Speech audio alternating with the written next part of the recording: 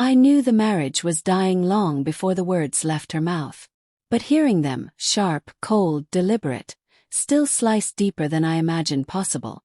"Every day with you is a regret," she said, her voice steady, her eyes burning with something between hatred and release. My chest tightened, but I didn't let her see me break. I nodded slowly, my throat dry. "Then let's end them today." The look on her face, that flicker of panic, that stutter in her composure, was everything. Cracks beneath the surface. Laura and I had been married 12 years. On the surface, we looked like any suburban couple. A modest house, decent jobs, 2 kids in grade school, and a dog that barked too much at the mailman. People at church called us a stable couple. Our neighbors envied how we seemed to have it all together. But appearances are cheap wallpaper. Beneath ours, cracks spread slowly, quietly. Started with her phone. She used to leave it on the counter, unlocked, while cooking dinner or folding laundry. Then one day she stopped. The screen was always face down. The notifications silenced. "Work stuff," she said when I asked. I wanted to believe her. God knows I tried. Then came the late nights. "Deadlines," she'd explain, breezing past me with a kiss that felt rehearsed. But I noticed the faint perfume that wasn't hers. The lipstick smudges carefully wiped, yet not quite invisible. I told myself I was imagining it. That if I pressed too hard, I'd drive her away. But the truth doesn't need permission. It forces its way out eventually. The breaking point. The night it all came apart, I wasn't even looking for proof. I just wanted my wife back. I'd cooked dinner. Nothing fancy, just pasta and garlic bread.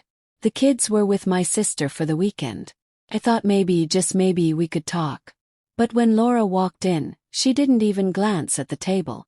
She tossed her purse on the couch, scrolling through her phone. "Hey," I said softly. "Hey," she muttered without looking up. I swallowed. "Can we sit down? Just talk." Her sigh was sharp enough to cut glass. She dropped her phone and finally looked at me. "Talk about what, Daniel? How miserable this marriage is. How dead everything feels." The word stung. I don't think it's dead. I think we've lost touch, but..." She cut me off, her eyes narrowing. "No, Daniel. It is dead. Every day with you feels like a mistake. A regret I have to live with." That was when my chest collapsed. My ears rang. And yet somehow I stayed calm. I met her eyes, steady. "Then let's end them today." The look. The silence stretched, heavy and suffocating. She hadn't expected me to say that.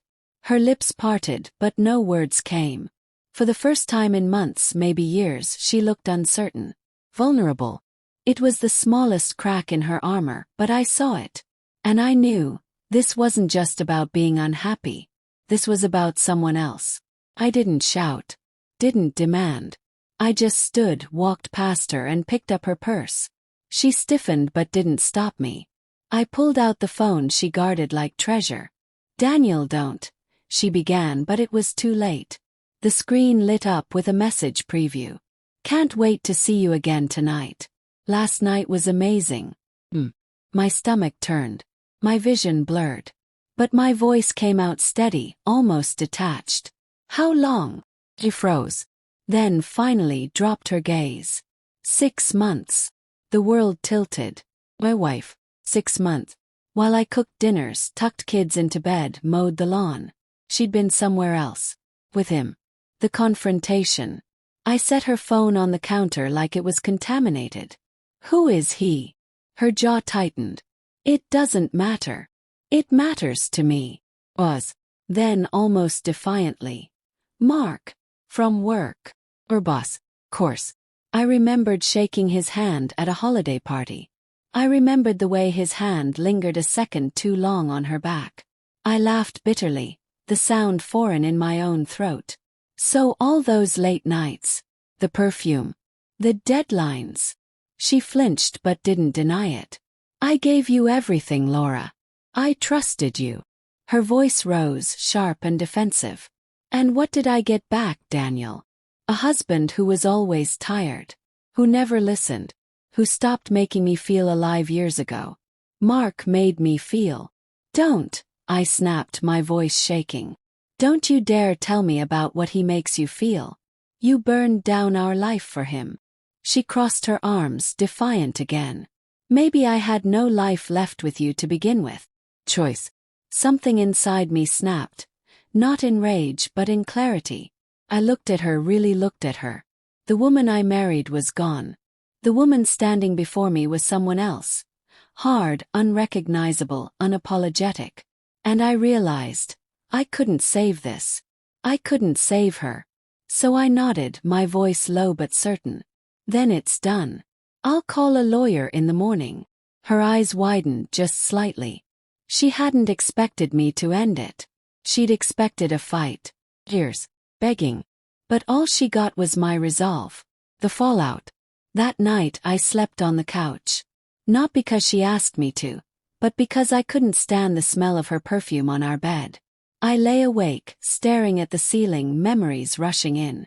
The first time we met at a coffee shop. Our wedding day. The birth of our kids.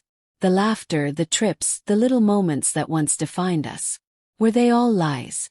Or did she simply stop choosing me somewhere along the way? The next days blurred together. Called a lawyer. Filed. I told my sister first, then my parents. Telling the kids was the hardest. Seeing their little faces crumple when we explained that Mom and Dad wouldn't be together anymore. Laura tried to play both sides.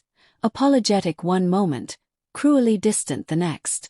But I refused to engage. I was done. The aftermath. Weeks passed. Papers were signed. Custody arrangements made. The house was sold. I found myself alone in a small apartment with mismatched furniture, cooking boxed mac and cheese for dinner. It wasn't glamorous. It wasn't what I'd pictured for myself at 40. But it was real. Honest. Mine. I started running again, something I hadn't done since college. The miles hurt, but they cleared my head. One evening, as the sun set over the river trail, I realized something. Yes, Laura had betrayed me. Yes, she'd shattered everything we built. But she'd also freed me. Freed me from a woman who no longer loved me. Freed me from clinging to something already dead. Freed me to rebuild, not just survive. The final conversation. Months later, when the divorce was finalized, Laura came to drop off the kids. She lingered at the door, awkward, almost hesitant. "Daniel," she said softly, "I didn't expect you to let go so easily that night. I thought you'd fight for me." I looked at her. The same woman who once vowed forever, who now belonged to someone else. "I did fight," I said quietly. "For years. You just didn't notice." She looked away, blinking fast. For the first time, maybe she saw what she'd thrown away. But it was too late. Moving on. Life didn't magically heal. The nights were still lonely. The kids still asked hard questions. Some mornings I still woke with a hollow ache in my chest. But slowly, I began to fill that hollow with new things. With laughter from my children during weekends. With long runs along the river. With quiet nights reading books I'd forgotten I loved. And with one memory that lingered. Not of betrayal, but of strength. The moment I looked her in the eye, broken but unyielding, and said, "Then let's end them today." Because sometimes the greatest power we have is the choice to walk away.